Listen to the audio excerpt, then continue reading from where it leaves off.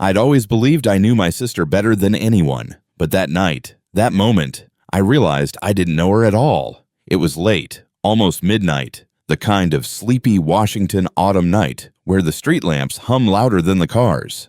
I'd stopped by her apartment because she'd missed our mom's call, something she never did. I figured she fell asleep, or more likely, lost track of time while binge-watching true crime documentaries again. But when I opened her front door, she'd given me a spare key for emergencies, and this felt close enough. I felt something was off. The lights were low, only a single lamp flickering near the couch. The curtains were drawn, even though she usually loved letting city lights spill in. And there was this energy in the air, like the whole room was holding its breath. "Em," I called softly.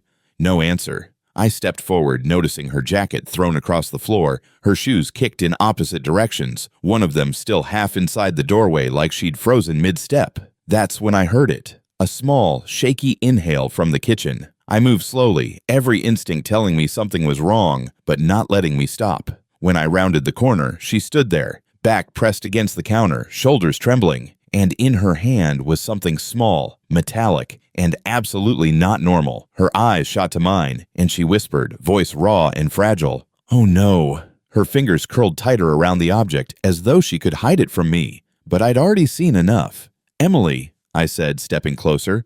"What is that?" She shook her head, not at me, almost at herself. Her breath hitched. "You weren't supposed to come tonight."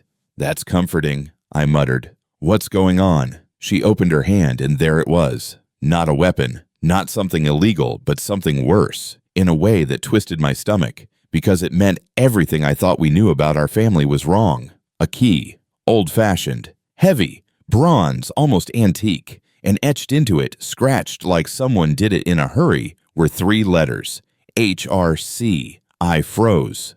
The same initials engraved into our father's old lockbox, the one he told us never to touch, the one he kept hidden in his office for 20 years, the one he said was just for business papers, except he died last month.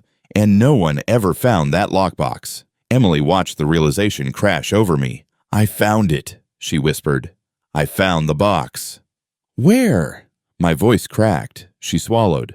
"You're not going to like the answer." I didn't, because she told me she'd found it in his storage unit, hidden behind several dusty crates, wrapped inside one of his old Navy jackets like a secret someone tried to bury.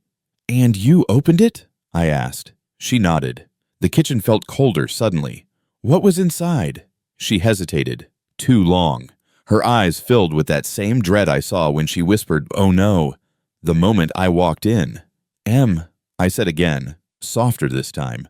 "What was in the box?" She reached into her pocket and pulled out a folded sheet of paper. Psst. She didn't hand it to me. She held it like it was dangerous. "I think," she took a breath, "I think Dad was involved in something big.